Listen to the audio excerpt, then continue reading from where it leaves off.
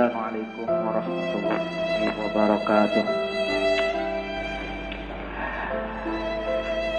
Selamat siang, salam sejahtera kita semua. Nah, kita kembali lagi di kelas 7 ini. Ya, kita masih menjelaskan tentang iman kepada Allah Subhanahu wa taala. Ya, iman kepada Allah Subhanahu wa taala melalui Asmaul Husna. Minggu kemarin kita sudah menjelaskan tentang Asmaul Husna. Ya, tentang iman kepada Allah Subhanahu wa taala. Nah, sekarang satu kita kembali lagi ke satu, iman kepada Allah Subhanahu wa taala. Ya, yang ada buku LKS silakan dibuka ya. Pengertian iman dan Asmaul Husna.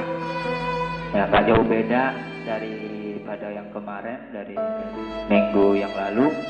Ya, pengertian iman tersebut. Iman menurut bahasa arti percaya dan membenarkan. Ya, percaya dan membenarkan itu yang dimaksud dengan iman. Nah, kalau kita percaya kepada seseorang, ya kita beriman kepada seseorang, ya, atau membenarkan kepada seseorang. Tapi ini judulnya iman kepada Allah melalui Asmaul Husna. Ya, percaya kepada Allah atau membenar Allah melalui Asmaul Husna. Apa sih Asmaul Husna? Ya, minggu kemarin udah dijelaskan. Asmaul Husna itu ialah nama-nama Allah, ya, nama-nama yang baik, yang bagus.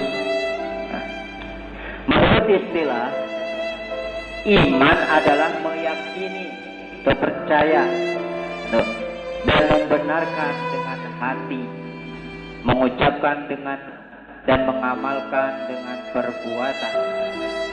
Nah, itu yang disebut dengan iman. Jadi yang ketiga-tiganya ini harus ada dalam diri kita kalau kita percaya kepada seseorang. Dan percaya dengan hati atau membenarkan dengan hati, dan juga mengucapkan dengan lisan, bukan hanya di lisan saja tapi di dalam hati juga. Dan juga mengamalkan atau mengamalkan dengan perbuatan, mengerjakan apa yang diperintahkan oleh seseorang kalau kita percaya kepada seseorang. Nah, tapi di sini kita menjelaskan tentang iman kepada Allah. Kalau kita iman kepada Allah, ya kita percaya, membenarkan, meyakini dengan hati. Ya, bukan hanya lisan saja tapi dengan hati. Ya, dan juga mengamalkan dengan perbuatan, mengamalkan apa saja yang diperintahkan oleh Allah Subhanahu wa taala dan menjauhi apa saja yang dilarang oleh Allah Subhanahu wa taala. Itu yang dimaksud dengan iman. Ya, kepada Allah Subhanahu wa taala yaitu meyakini bahwa Allah Subhanahu wa taala adalah Maha Esa. Ya, tidak beranak dan tidak diperanakan. Allah tidak, ya, Allah Subhanahu wa taala tidak melahirkan. Ya, dan juga tidak dilahirkan. Tidak melahirkan dan juga tidak dilahirkan. Ya, tidak beranak dan tidak diperanak. Itu Allah Subhanahu wa taala. Ya, seseorang dapat dikatakan beriman jika memenuhi ketiga unsur tersebut. Kalau salah satu tiga unsur tersebut tidak ada di dalam dirinya, maka tidak dengan beriman. Tidak disebut dengan yang namanya membenarkan atau meyakini. Ya, tapi yang disebut dengan percaya atau disebut dengan iman, maka ya ketiga unsur tersebut harus ada di dalam dirinya. Itu pengertian daripada iman. Nah, sekarang Asmaul Husna. Ya, Asmaul Husna secara bahasa berarti nama-nama yang baik. Al-Asma, ya, Al-Asma itu diambil dari kata bahasa Arab ismun yang disebut dengan nama. Ya, ismun itu nama. Ya, jamaknya Al-Asma, nama-nama. Al-Husna itu artinya baik. Ya, jadi nama-nama yang baik. Secara istilah, Asmaul Husna dapat diartikan nama-nama baik yang dimiliki Allah Subhanahu wa taala. Ya, nama-nama baik yang dimiliki Allah Subhanahu wa taala. Sebagai bukti keagungan dan kemuliaannya, dengan menyebut nama-nama Allah Subhanahu wa taala melalui Asmaul Husna ini, manusia akan mengetahui keagungan dan kemuliaan Allah Subhanahu wa taala. Melalui Asmaul Husna, ya, kita semuanya bisa mengetahui keagungan dan kemuliaan Allah Subhanahu wa taala. Oleh karenanya, kita dianjurkan untuk mempelajari yang namanya Asmaul Husna. Apa itu Asmaul Husna? Nama-nama Allah yang baik. Ya, nama-nama baik yang dimiliki oleh Allah Subhanahu wa taala, yang tidak dimiliki oleh semua makhluknya. Allah Subhanahu wa taala sendiri menegaskan agar manusia bermohon kepadanya dengan menyebut Asmaul Husna. Ya. Allah Subhanahu wa taala memerintahkan kepada kita semuanya, ya, untuk bermohon, untuk berdoa kepada Allah Subhanahu wa taala dengan menyebut Asmaul Husna, salah satu daripada Asmaul Husna, sebagaimana yang Allah Subhanahu wa taala sabdakan di dalam Al-Quran. Bismillahirrahmanirrahim. Walillahil asmaul husna fad'uuhu biha wa dharul ladzina yulhiduna fi asma'ihi sayujzauna ma kanu ya'malun. Yang artinya, ya, dan Allah memiliki Asmaul Husna, yaitu nama-nama yang terbaik. Maka bermohonlah kepadanya dengan menyebutnya Asmaul Husna itu, dan tinggalkanlah orang-orang yang menyalahartikan nama-namanya. Mereka kelak akan mendapat balasan terhadap yang telah mereka kerjakan. Ya, jadi apa yang kita kerjakan di dunia ini, selama di dunia, akan diminta pertanggungjawabannya di akhirat nanti, akan mendapat balasan apa yang telah kita kerjakan di dunia ini. Ya. Yang ya, ada yang keloncat ya. Sebuah hadis Rasulullah Shallallahu Alaihi Wasallam menjelaskan bahwa barang siapa mengamalkan Asmaul Husna, ia akan masuk surga. Yang akan Asmaul Husna, ia akan masuk surga. Nah, hal ini seperti dijelaskan dalam hadis Rasulullah Shallallahu Alaihi Wasallam dari Abi Hurairah sebagai berikut. Abi Hurairah radhiyallahu anhu anna Rasulullah Shallallahu Alaihi Wasallam qala inna lillahi tis'atan wa tis'ina isman mi'atan illa wahidah ahsaha dakhalal jannah. Dari Abu Hurairah radhiyallahu anhu, sesungguhnya Rasulullah Shallallahu Alaihi Wasallam bersabda, sesungguhnya mempunyai 99 nama, yaitu 100 kurang 1. Barang siapa yang menghitungnya akan masuk surga.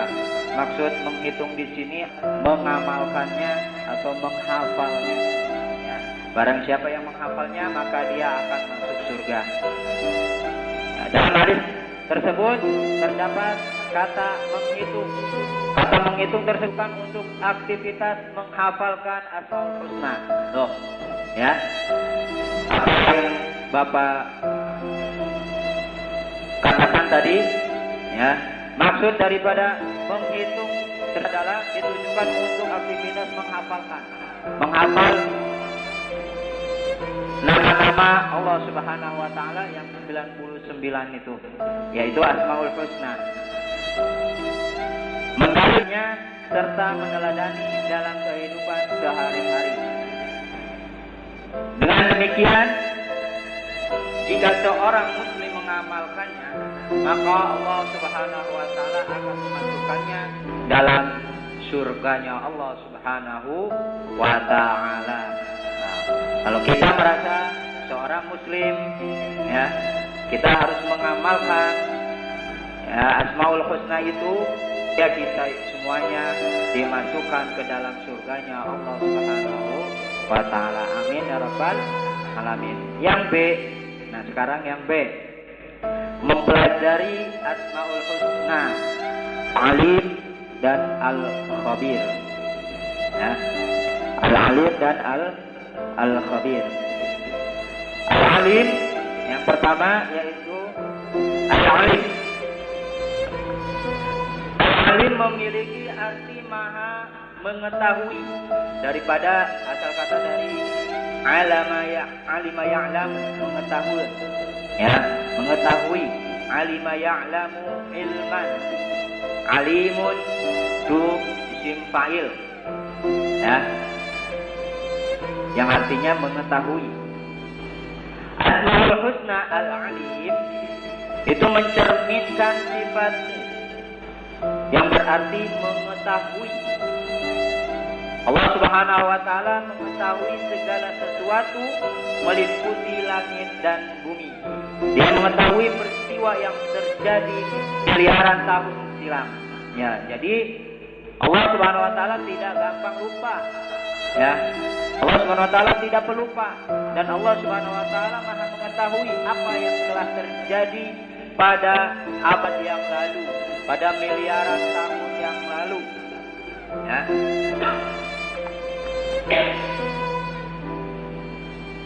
Dia juga mengetahui peristiwa yang akan terjadi pada masa yang akan datang. Allah SWT mengetahui apa yang akan datang. Ya, peristiwa apa aja yang akan datang. Misalkan sekarang, kita sekarang lagi belajar. Ya, kita nggak tahu apa yang akan terjadi pada setelah ini. Nggak ada yang tahu. Yang tahu hanyalah Allah Subhanahu wa ta'ala. Dimanapun manusia bersembunyi, dia pasti mengetahuinya. Walau kita bersembunyi di dalam, istilahnya di dalam lubang semut sekalipun, Allah Subhanahu wa ta'ala pasti mengetahuinya. Allah Subhanahu wa ta'ala pasti mengetahuinya. Kita bersembunyi misalkan di lubang sedotan, memang kita nggak tahu, tapi Allah Subhanahu wa ta'ala pasti maha tahu. Tidak ada sesuatu pun yang luput dari pengetahuannya, ya, tak daripada pengetahuannya. Allah Subhanahu wa ta'ala maha tahu. Kita bersembunyi di mana, kita berada di mana, ya, kita duduk di mana, ya, kita belajarnya di mana, apa yang kita lakukan nanti, ya, yang akan datang, apa yang kita lakukan sebelumnya. Allah Subhanahu wa ta'ala maha tahu. Al-Alim, Allah Subhanahu wa ta'ala maha mengetahui, mempunyai sifat Al-Alim. Ya. Manusia sangatlah terbatas. Pengetahuan kita semuanya sangatlah terbatas. Tidak semua apa yang ada di sini kita tahu. Ya. Contohnya, kita tidak mengetahui apa yang sedang saudara kita lakukan, apa yang sedang teman kita lakukan di rumah, apa yang sedang orang-orang lakukan di luar sana, mengetahui, ya. Karena manusia itu pengetahuannya sangatlah terbatas. Beda halnya dengan Allah Subhanahu wa ta'ala. Allah Subhanahu wa ta'ala pengetahuannya sangat luas, ya.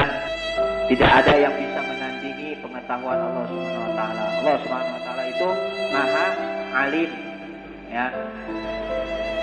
Pengetahuan manusia terbatas oleh jarak dan waktu. Pengetahuan Allah Subhanahu wa ta'ala tidak terbatas. Dia mengetahui apapun yang dipikirkan dan terbesit dalam hati seorang hamba. Ya, kita, ya, semuanya yang ada di kelas 7 ini, kita tidak tahu apa yang dikatakan oleh teman kita di dalam hatinya itu. Apa yang saudara kita katakan di dalam hatinya itu. Apa yang orang katakan kepada kita di dalam hatinya itu. Kita tidak mengetahuinya. Tapi Allah Subhanahu wa taala itu Maha mengetahui. Nah, apa yang terlintas, yang dipikirkan, apa yang ada dan apa yang terbesit di dalam hati seorang hamba. Kita ini seorang hambanya Allah Subhanahu wa taala. Tidak ada yang dapat disembunyikan. Apa yang mau disembunyikan dari Allah Subhanahu wa taala? Tidak ada. Ya. Manusia tidak dapat menyembunyikannya dari pengetahuan Allah Subhanahu wa taala. Sebagaimana firman Allah Subhanahu wa taala sebagai berikut. Atu'allimuna Allaha bidinikum. Wallahu ya'lamu ma fis samawati wa ma fil ardh. Wallahu bikulli syai'in alim. Yang artinya katakanlah kepada mereka,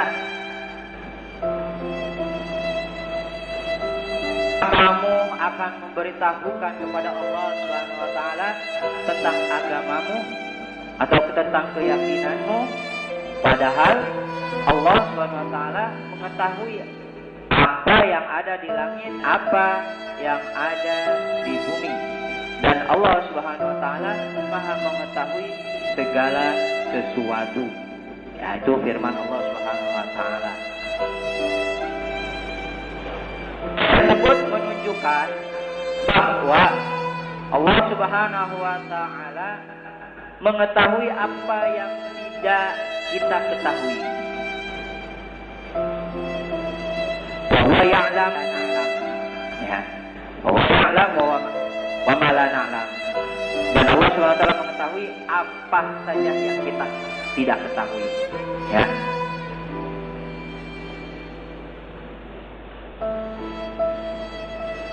Pengetahuan Allah tanpa batas. Karenanya sudah semestinya kita menggali ilmu sebanyak-banyaknya. Ya.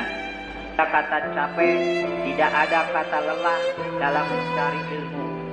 Tidak ada kata bosan dalam mencari ilmu.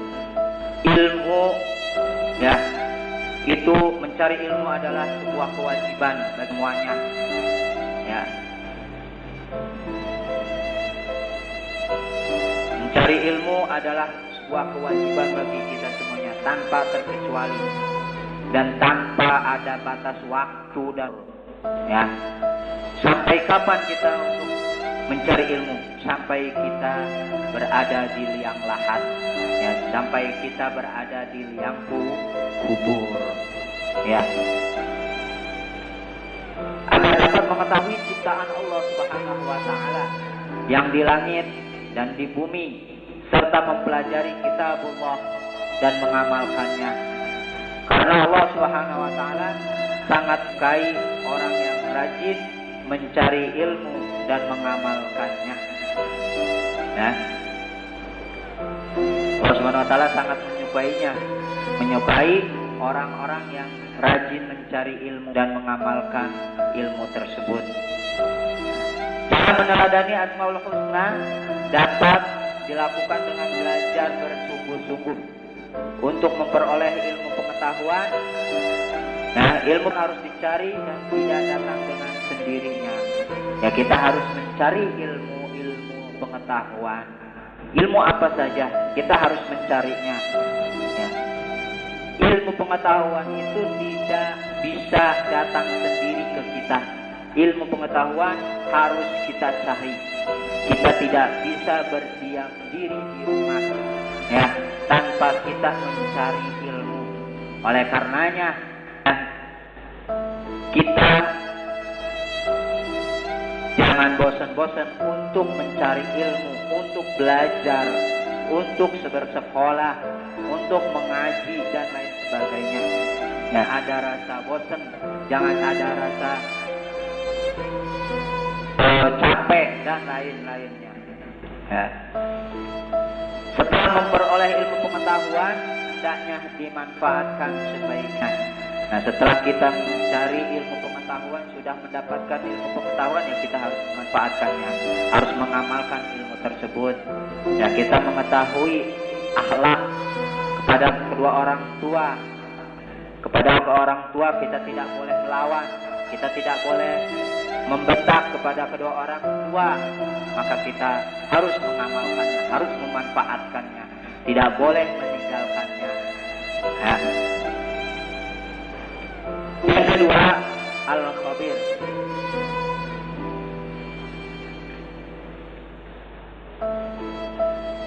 Ya, mungkin Bapak cukupkan pendidikan agama Islam ini di kelas 7 ya. Sampai